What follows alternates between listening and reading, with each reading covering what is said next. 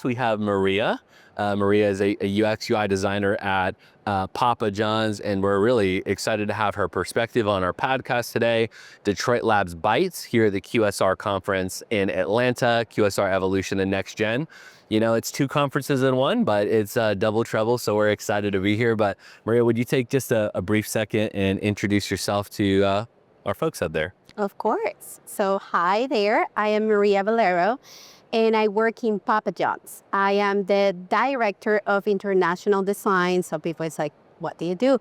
I help to open new and remodel restaurants. So I'm always supporting the franchisees on that side. That's amazing. How long have you been there? 3 years. Okay. Have you been in the QSR space for a long time before that, or is this your first forte into the pizza world? Well, first time on the pizza world, but I was working in Burger King before, RBI. I love my RBI family forever. Yeah. And prior to that, I was in a small architectural firm. So QSR really got me into my passion, which is architecture, but also the business side, which was something I had to Google in a way. Like, I know there are many more things to do with architecture, and I'm loving what I'm doing. Yeah, that's amazing. So we want to start out with an icebreaker. So I'm going to two. One is, what are you hoping to get out of the QSR conference over the next 2 days? What was the draw for you to come today? Yeah, I love networking. That's something I do. So if you find me around, I'll be looking for names and companies. Like, you know, I just met Chick-fil-A. I love Chick-fil-A. Yeah. So I will play like, I love my Chick-king or something like that. And then I would just meet people around. I love meeting women. So what Satine is doing as well, you know, bringing us all together. It's very nice to see how we can work as a community, not only in the QSR sector, but really opening that space for vulnerability. When you do that, you truly connect with the person you're working with. So I do dedicate time to connect with the franchisees, to connect with the team members and build a relationship before we start to work. Yeah, that's amazing. I want to jump in and learn more about what drives that passion too. But one more question, because I think this even colors the way that you think about technology, is you have a storybook that you did for your son. Is that correct? Yes. Okay. Tell us about like how did that come about? I mean, it sounds like you're creative and you're like, I got to create anywhere I can. But I think that actually colors a lot of what you do and a lot of the networking piece, bringing humanity back into it. So tell us a little bit about that and how that journey got started for you. I do it for fun, but inside me, I think is my passion. My passion is to communicate and make the world a better place. And all of that starts when we're little. So now that I am a mother, and that was my biggest dream, you know, be a creator of life. And that really makes me to think that when I'm approaching my son issues differently, because everybody has an issue and he has an issue. Like, for example, he had fears for wolves. You know, he's like, will they come here? Because we had a coyote nearby the house. Yeah. So I built this book that wolves are good and that they don't live nearby. They don't like humans. They don't like the lights, but they're happy with their family. So giving that space for animals, for nature. I'm a big nature. Yeah. So maybe that's where it comes. You know, my creation, I can look details on nature like leaves, trees. I really go to the forest, and that's why I'm loving it here in Atlanta. Yeah. It's been like 14, maybe more years since I left Venezuela, my home country. And being here, being able to connect with river. And, you know, when I'm stuck, I go to the park and I see the river. And every day it's different, you know, the flow, how deep. Sometimes it comes because the water just stops, and sometimes it just flows slowly. Sometimes it flows fast, but it's always flowing. Yeah. And that's how we need to live life. That's amazing. No, I love that. There's a great spot near the Chattahoochee River that I'll have to tell you about after this. It's the most peaceful spot in Atlanta. Actually, I'll tell it. It's a Chattahoochee Coffee Company right on the Chattahoochee River. Anybody that's listening that's in Atlanta, you should go there. Yes, and they have empanadas from Venezuela too. Let's go. Yeah, they do have some food there. Yeah. So Maria, jumping into kind of the business side of it too. So you've got, I love how you connected kind of addressing your son's fear of wolves. It's like, hey, wolves are real. They're good. They're amazing part of the ecosystem, as we learned in the reintroduction of Yellowstone.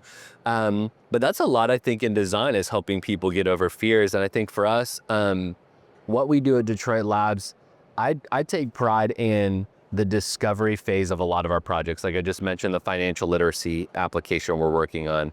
It takes time and thought to figure out what's the roadmap, what are we building, how are we building, who are we building it for? And a lot of times I think it's like, how do you enable the user to get over the fear of technology, or to get over the fear of learning? But yeah, how do you go about, when you're creating at Papa John's International, how do you go about creating those experiences and being thoughtful of the franchisees, the guests?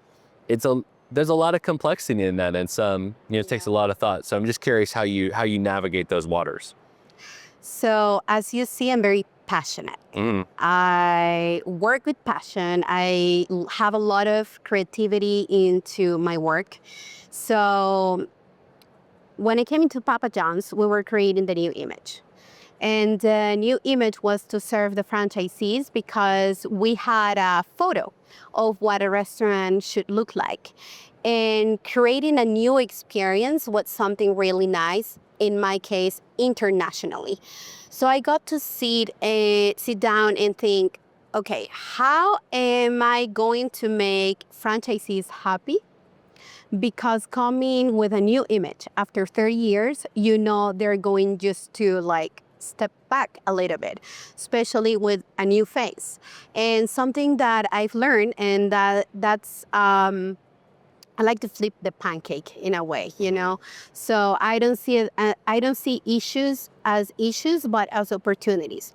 So when I got here, I was this young lady, mother, Latina, and you name more layers. And I just flip that coin, and I'm like, all of these ingredients that I have, I'm just gonna place or play with them with the creation of the new image. So I brought my Latina flavors we're going to make this very colorful, but I'm going to give choices to the franchisees, because when you give choices, franchisees will be happy to be able to pick and choose. So there are core values, and we have the ingredients. Well, just like, you need flour, and you need the sauce, you need things to make the pizza. But then our menu have different secondary ingredients, which are the graphics.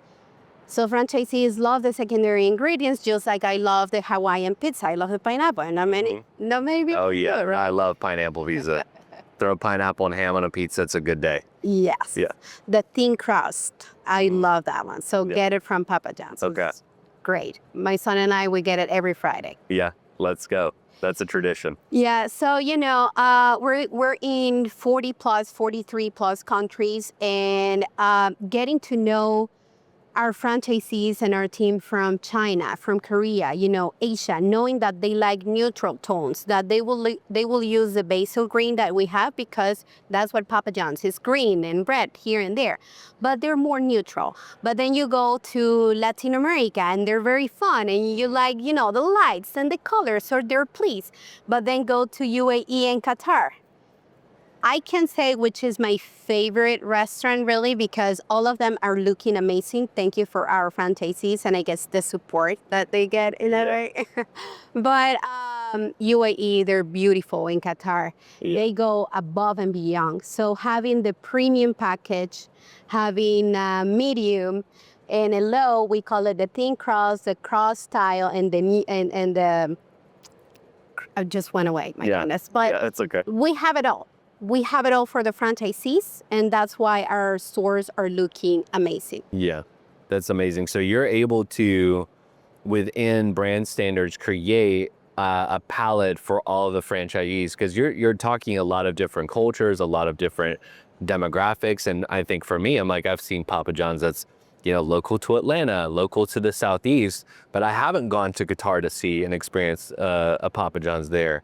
So do you feel, you know, in this modern age, that's a best practice to, instead of giving a narrower runway from a UX standpoint, giving more that feels in line with their culture, and you actually need to do a little bit deep diving each one of those cultures? So here in the US, we also have a culture, right? And that's why it's very easy to have a prototype because there's so many processes. I used to work in North America, so I know. And it's amazing to build the standards following US standards because there's a process and you'll follow. Now, having that standard for international, but having the flexibility of having different cultures, knowing what they like, that it's an opportunity because also you can create different formats, right?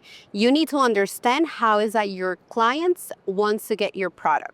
So for us internationally, we do have dining, and these dining spaces are big. Sometimes we have even 100 of tables, and that's because the family enjoys to go and sit. It's that dinner versus here that usually you will order and take home. Now, again, I'm a mother. I love pizza, but sometimes I don't want to order it because maybe I'm driving back home and I want to drive through the lane and get the pizza. So that's what we started to test internationally as well, and it's working amazing. And then I'm like, so we're getting the clients are driving, but what about the ones that are walking? And now we're testing what we're calling the grab and go. You grab and go. Of course, we need to build a menu for that, and that's what I love. And that I think that's something. It's just because of my creativity and my way of connecting with others. You know, community is the best thing. If we work as a team, as my son always tells me, Mom, teamwork makes the dream work. And that is completely true. So being able to learn and work with operations, with marketing, my marketing guys, let's work more together because we need you. But we do it, you know. And then also like development, everybody, we need to come together, and this is the issue we have. Let's turn it into an opportunity. And now we're doing that, and it's working amazing. That's awesome. So. Yeah, kind of going back to your pancake comment, it's just like every risk, any issue, any challenge, if you do flip it, it's an opportunity to improve something somewhere for someone at the end of the day. Kind of making a pivot, and along the same lines, you know, when we're thinking about QSR evolution, you know, NextGen, this conference specifically, and there's a lot of vendors around, there's a lot of technology, everybody talks about AI. How does AI actually play into things is still a question I think we're all trying to navigate, no matter how confident we are in that. But what have you seen maybe over the past year or so in your role that's been truly like innovative, like something you're very proud to have accomplished? Or it could be something that you've seen in the space, friends that you've networked with that have done something really unique as well with technology or with design or user experience. Yeah. So last year was my first year in this QSR conference, and I learned so much, especially from technology, AI, and the way we need to incorporate our ingredients. So our leadership team in Papa John's know the idea I have. I have communicated that idea to them. Yeah. I am that person that just flip again the pancake on what is the worst that could happen. I don't go with that theory. I go with what is the best that could happen. So I knock at the door on our new leader, Kevin, in Papa John's, and I said, I have this great idea. So we are launching Grab and Go internationally, and Grab and Go is going very well. But we need technology because we need 1 minute or 2 minutes to really grab the client, give the experience, and go. And with technology, we'll be able to do that, especially as every brand is talking, is we need a new team member with AI. And we have a name. So hopefully we can really incorporate, and I know our team is working hard on doing that. Yeah. Is the grab and go concept, is it a pizza that you take that's already baked and made, or is it something you make at home?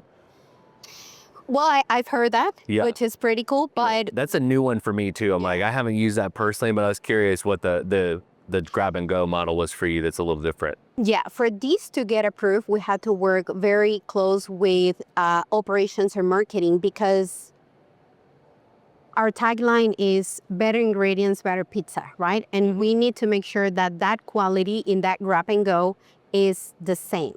So the pizza is cooked. It's just a smaller menu, meaning that you'll speak with the market and you'll understand what are the best 5 to 7 pizzas. You will make it in a personal size pizza, so it's easy to carry and go, maybe, into the train, into in the airports, in universities. I'm always thinking on, New York, Chicago, Shanghai. Like, people are walking and we need to serve them. No one wants to carry a big box per se. But you want a pizza, right? Sometimes, and you don't want the big box. Yeah. Oh no, that's really cool. No, but I love how you're connecting the dots between, even from a design standpoint, you're thinking about the systems and processes that are impacted along the way. As our time of chatting here is coming to a close, what's one thing that you would want our community to know? I think it kind of goes back to like the not being fearful thing. What would be one closing thought? You're like, if we could, as a modern culture, innovate and serve people in a new way, like what mark would you want to leave on the industry yourself? I know it's kind of I'm like a big picture dreamer. I'm like trying to think 30 years in the future. So curious your take. For me is we can do it all. We truly can do it all if we work together. We need to work as a community, and I believe that is my purpose. I love working together with people because everybody has something to say and add on the table. Yeah. So it's amazing. Well, Maria, I just want to say thank you for your time today, and part of just Kaylee and I for the Detroit Labs family, but for everybody that's in Detroit and Michigan and Broad Lake, thank you for taking the time to connect. Truly love your perspective on how you bring your passion to the table at Papa John's International, and how you're impacting a globe of people. That's really cool. Not everybody gets to be in a seat like yours. So thank you for your time, and we'll see you guys on the next one.